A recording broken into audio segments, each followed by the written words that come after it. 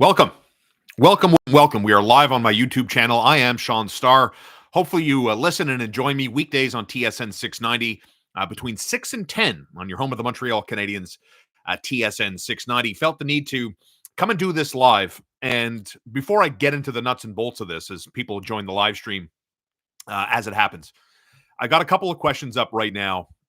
When we talk about the Canadiens rebuild, did the Canadiens, in your estimation, make a mistake giving Uri Slafkovsky almost $61 million the first day he was eligible to sign an extension on July 1st, 2024. They gave him 8 years, $60.8 million. And of course, the other question I have in a poll is, are you worried about the Canadiens' rebuild plan as they came up on the wrong side of a 3-2 scoreline to the Utah Hockey Club at the Bell Center last night? So we've got the live chat going. Our email inbox is open. Why I encourage you to be a part of the program anytime.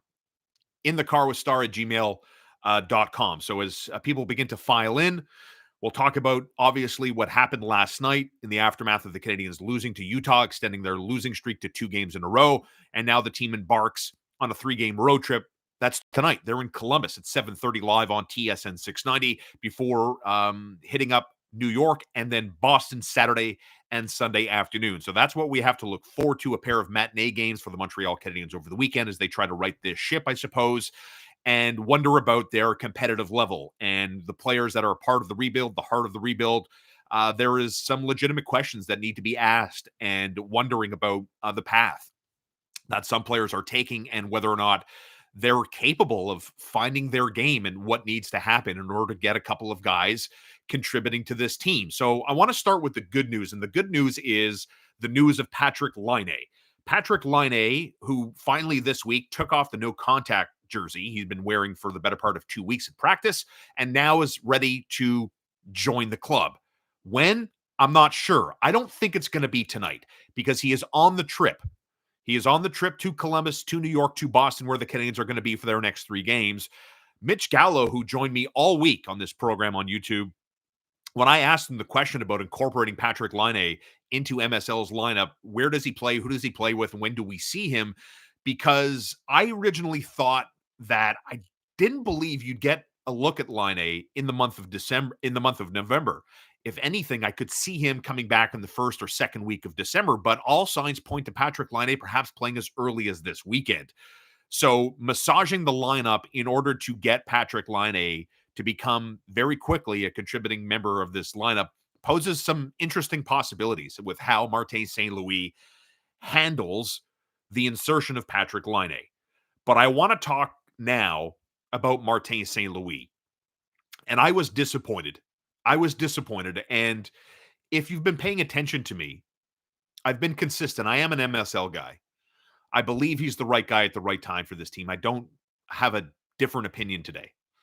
But I'm disappointed. I'm disappointed because I believe there was an opportunity to try something else, to try something different.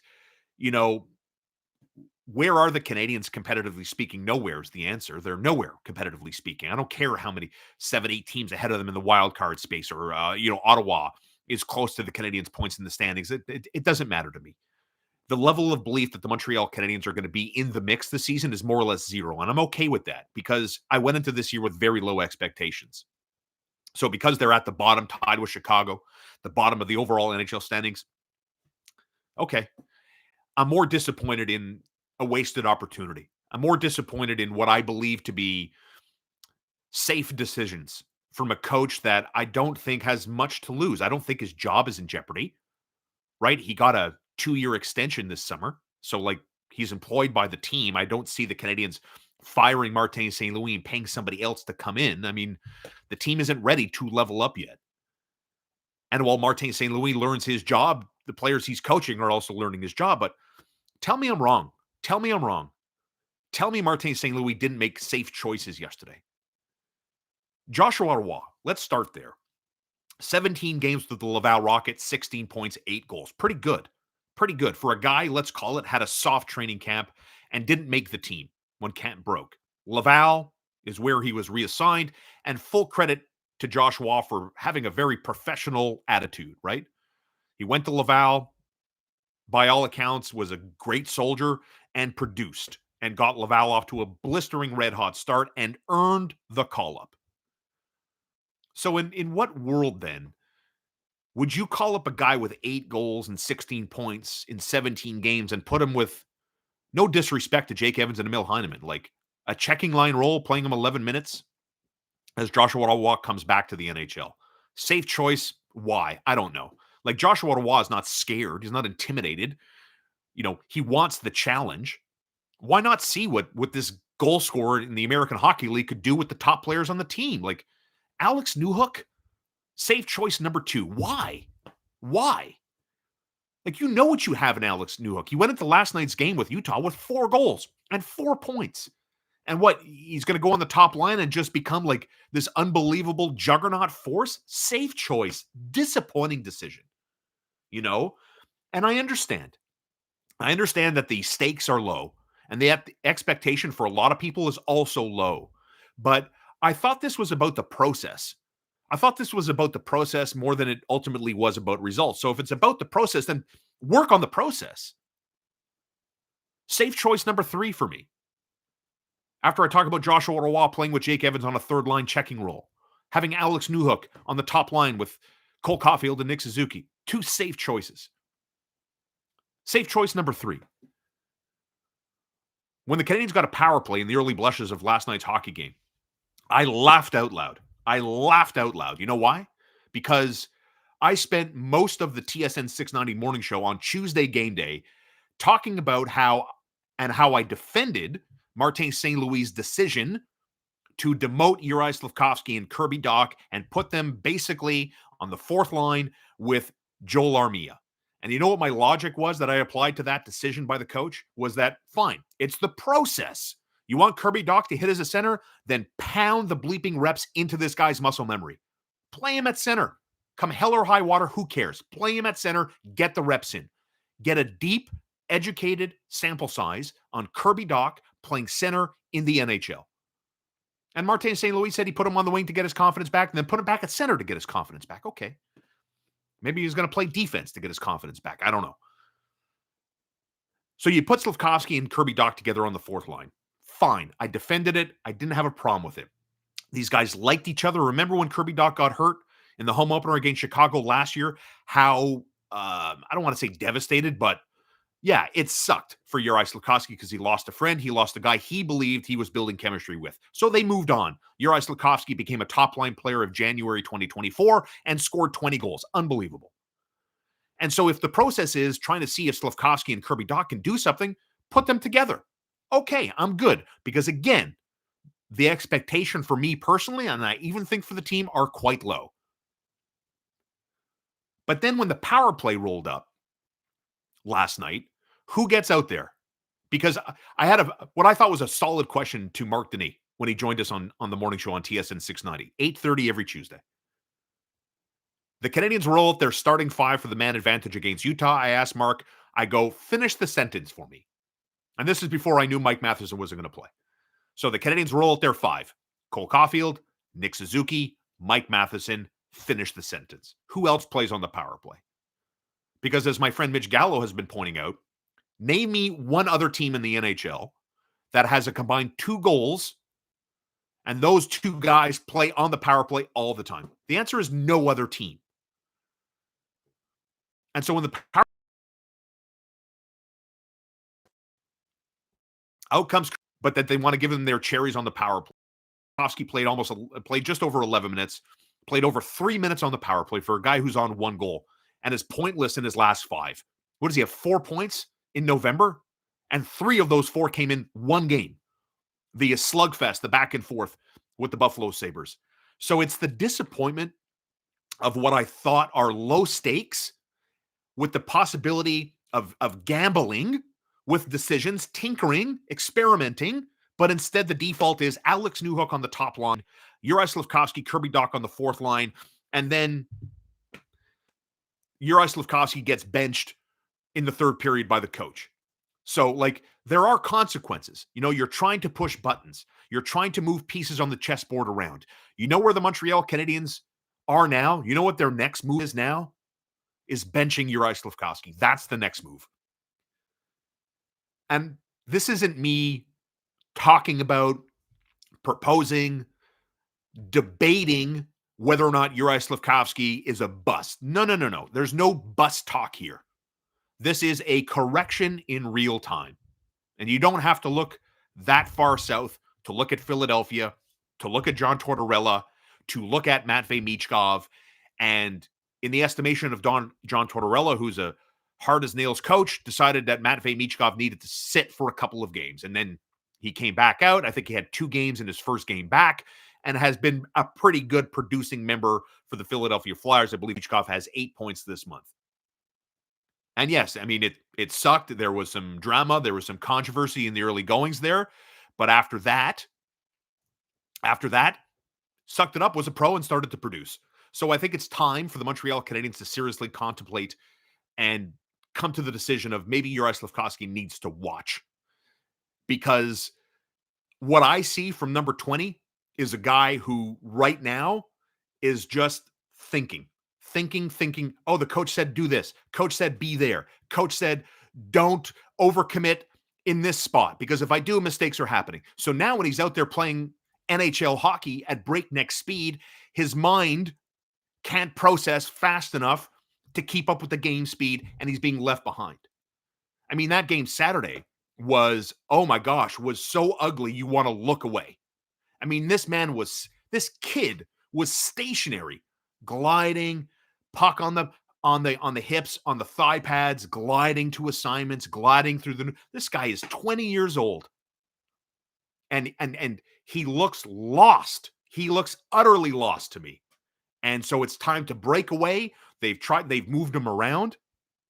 They moved him off the top line, moved him to the second line. Hell, they had Mark Bureau working with Uri Slafkovsky in face-off practices at one point last week for the just in case his centerman gets tossed and this guy can at least battle for a face-off win.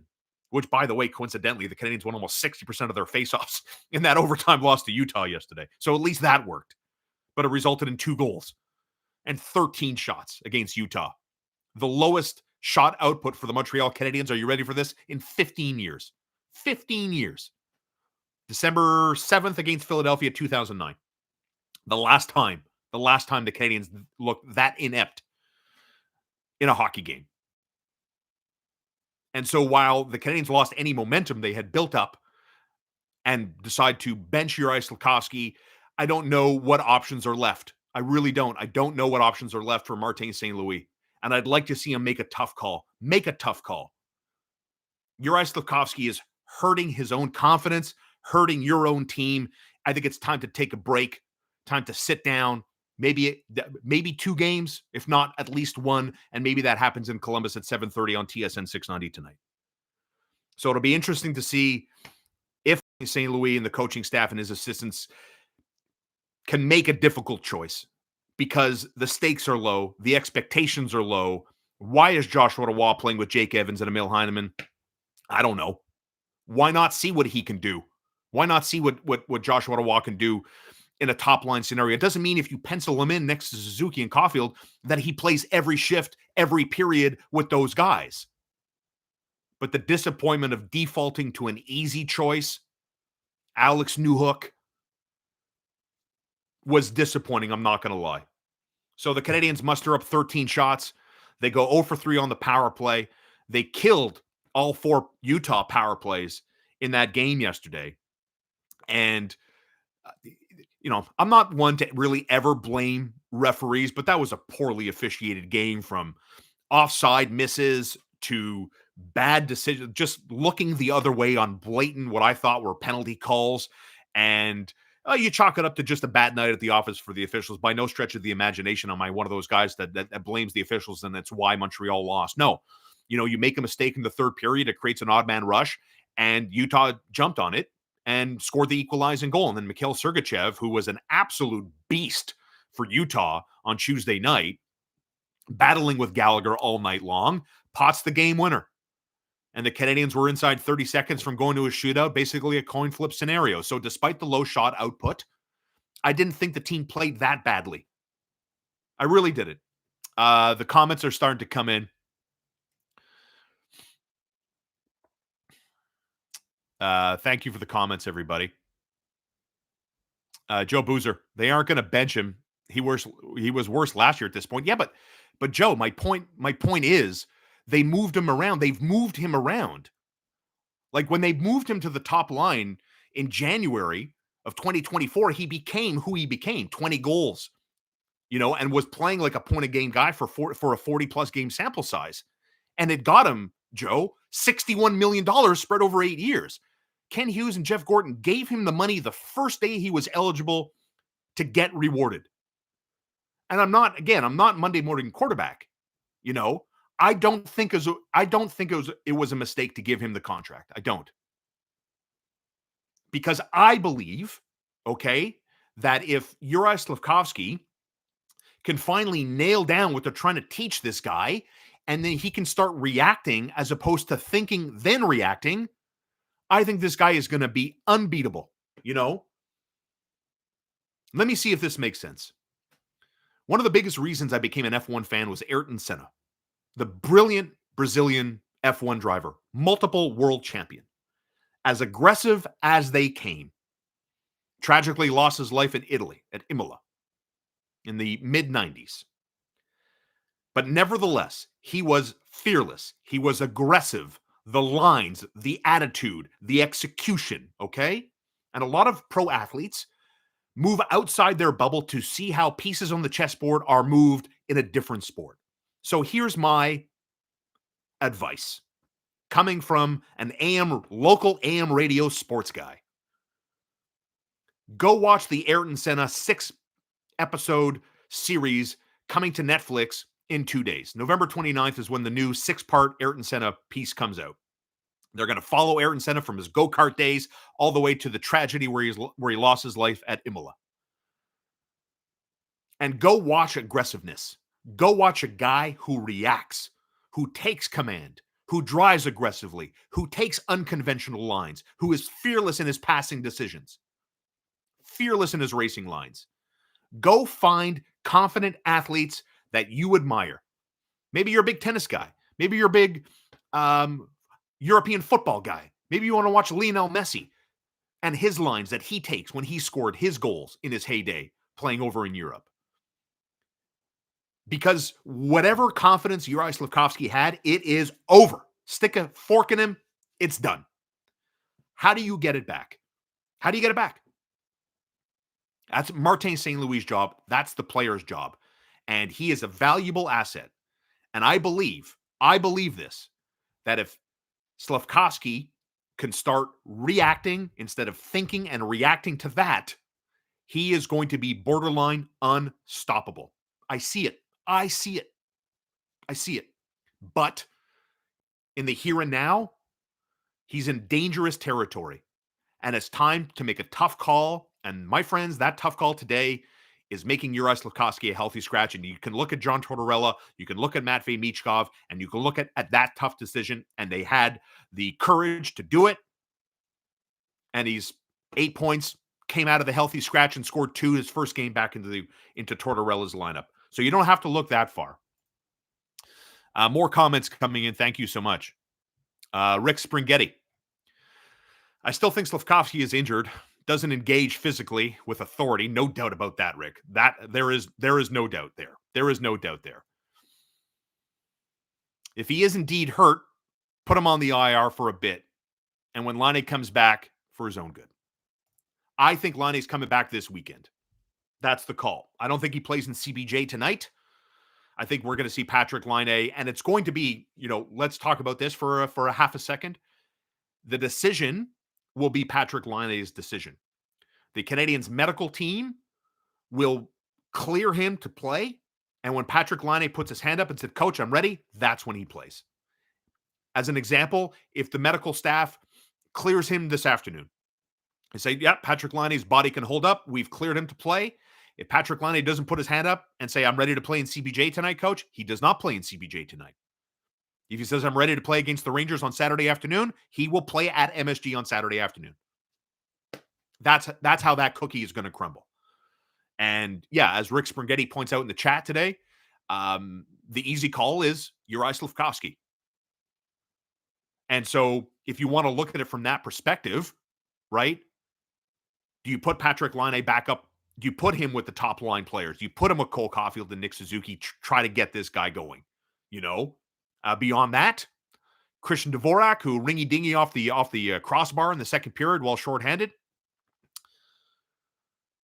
The answer for me is Nick Suzuki, Cole Caulfield, Patrick Laine. That's what I would go, and I would mix and match depending on how it's going. I mean, did you see Cole Caulfield Tuesday night? I mean, that guy wanted it bad. That guy wanted to score so bad. He was shooting everything. I like this comment. Thank you. I can't make out the username. You know what? I'm trying hard not to squint. I don't have my glasses. My glasses are at the office. So I'm trying hard not to squint. But my eyesight is not what it used to be. Where is Buffalo Slav? How can you get off that effort so quickly? Head scratcher. Welcome to the life of being a pro. You know what being a pro is about? Consistency, is showing up to work and being your best and helping your team every day. That is being a pro. And like I've been telling y'all for a minute, like they're learning the job while doing the job. And games like Vegas, low shot output totals like Utah, and 13 shots on goal, the Canadiens' lowest shot total in 15 years, it's going to happen. It is going to happen. And that's why I take you back to the point I made right off the hop. If I know that, Martin St. Louis, Trevor Letowski, they all know that too. So why the safe choice? Why Alex Newhook with Nick Suzuki and Cole Caulfield? Why? You brought Joshua Roy with his 8 goals in 17 Laval Rocket games to play with Jake Evans and Emil Heineman. Safe choice. Safe choice does not make you competitive. Making the easy path does not do anything. I don't even think it helps growth spurts. Facing adversity, facing challenges, facing a guy on YouTube saying that Slafkovsky should be benched. That's a challenge. I'll show you 23 guys on the same page when they're on a 7-game winning streak. Everything's hunky-dory when everybody's winning. Show me a leader in tough times, in choppy waters, in turbulent air. Show me a leader then. That's who I look for guidance. Who is the lighthouse on the Montreal Canadiens? Who? I thought it was Martin St. Louis. I think less of that today than I did yesterday.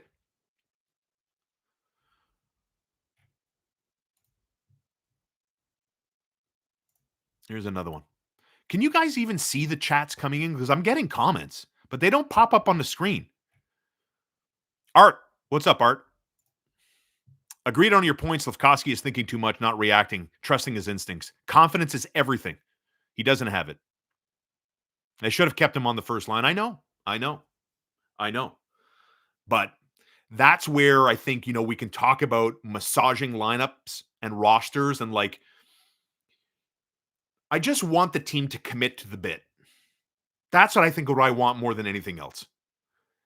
Either be about the process and put your balls on the table and make tough calls, or try to be in the mix. But you can't have it both ways. You can't be about the process while being about the mix. It's one or the other as far as I'm concerned. One or the other. So commit to the bit. And I think that's what makes me frustrated, because they went safe. They went safe yesterday with Joshua and with Alex Newhook, and the power play minutes doled out to Kirby Dach and Slafkovsky. These guys are on 1 goal, man. That was game 21. Meanwhile, you're watching Brendan Gallagher go out there, bust his butt off every shift. Give him more opportunity then. Give Josh Anderson. Either try to be in the mix, competitive, or not. Bottom of the standings for a long time. That's the bit you have committing to. So put Slafkovsky then back on the top line. Put Kirby Dach on the second line. Send Joshua Roy back to Laval. Because if you're not going to play Joshua Roy in a better situation than a third line, air quote, checking line role, what's the point? C'est quoi la peine? Pourquoi on fait ça, là? Ça fait quoi? You know what I'm talking about? What's the point? Now the Canadiens are in Columbus at 7:30 today. I had no intention of getting this riled up. I even brought my Skittle gummies into the broadcast today just to keep me calm, keep me composed. La dolce vita, la vie est belle. You know what I'm saying? But I'm just, I'm disappointed with what I perceive to be the easy path, the easy out. And so I'm anxious to see what type of roster and what type of decisions they make. My gut call is here's what I think happens. And I haven't seen anything yet. I haven't been on Twitter. I don't know if I've missed something yet. Here's what I think happens. Uri Slafkovsky is going to play today. Caden Primo is going to be in goal. And then the result is going to be the result. And I'm worried about the result tonight. I'm not going to lie. I'm worried about the result tonight. Because if you look, Columbus hasn't been the cupcake team that they were when Montreal beat them 5-1. Was it a couple of Saturdays ago? At this point, they are not the cupcake team that the Canadiens dealt a 5-1 setback to. Canadiens don't beat the pants off anybody. Okay? So since that 5-1 loss, right?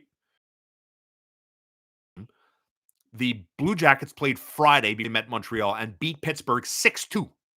And then they come to the Bell Center and lose 5-1. They get pasted by the Canadiens. You know what they've done since? Let's look. Oh, they went to Boston and beat the Bruins 5-1. Then they hosted Tampa Bay, beat them in a slugfest, 7-6 overtime final. And then they hosted Carolina and went to a shootout. And guess what? They beat the Hurricanes in a 5-4 final. So they've got the Canadiens today as the BJs are winners of 4 of their last 5 and 3 in a row, and they're scoring goals. Uh-oh. Here comes the cannon. Here comes the cannon. I'm telling you right now, if Caden Primo turns into a sieve tonight, because I expect him to start, hit me up in the chat if you've seen somebody else named starter tonight. But I expect Caden Primo to get the start, and get ready for the cannons. Get ready for the cannons. And I'm telling you right now, if Caden Primo turns into a sieve, I will be muting my television. I will not have the tolerance to listen to that godforsaken cannon in Columbus. Shout out to my broadcast partner, Connor McKenna, who was there in Columbus for the All-Star game, where they scored, I don't know how many goals. Look up the All-Star game in Columbus. How many goals did they score? Habs announced yesterday Primo starting. Thank you. It only makes sense. I mean, logically, they were going to play Montebo in back-to-back games.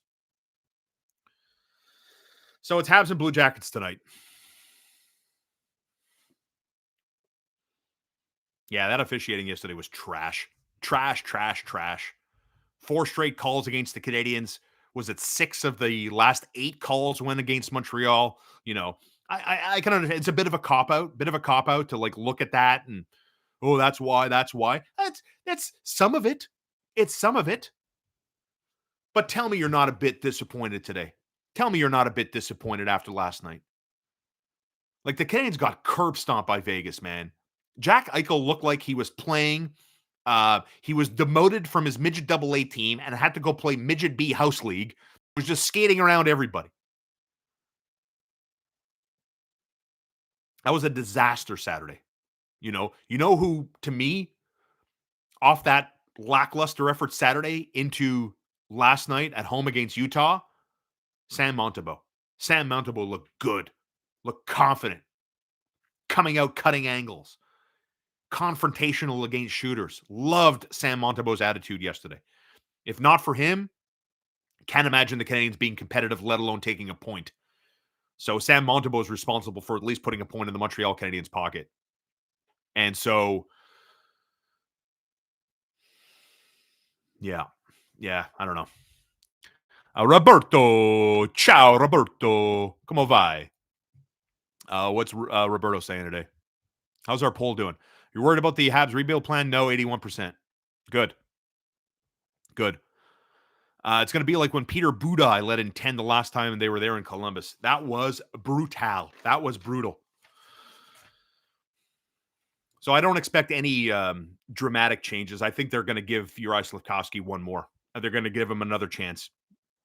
And, that's what I think is going to happen. I think they're going to give him one more chance to see if he can dig himself out of this little funk here. And I forget who was it. Somebody asked this. See if I could put this up there. Here we go. Where's the Buffalo Slav? I love that comment. when Slafkovsky had that 3-point effort in Buffalo, right? Slav has 4 points November. It's November 27th today. And he had 3 of his 4 points this month come in that Buffalo game. And remember how he more or less manhandled Owen Power on the half wall there and turned him inside out and just flicked him away like a mosquito on your forearm? And that's that. It's that leads me down the path to believe that this, if he can stop thinking too much and react, as one commenter pointed out on our chat here, if he can just start relying on his hockey instincts, I think the NHL can be his, man. I really do. I really, really, really do. But you got to get him in that level of confidence. And I think the Montreal Canadiens have some of the right pieces, but they are a very fragile group. And I don't mean that in a physical way. I mean that up there. That's what I see. I see a team that listens to Martin St. Louis, that believes in their coach, and that they're trying to do new things, And I'm not one of those guys, and I don't think I've ever been one of those guys that's like, oh, hybrid zone, blah, blah, blah. These guys have been playing hockey their whole lives.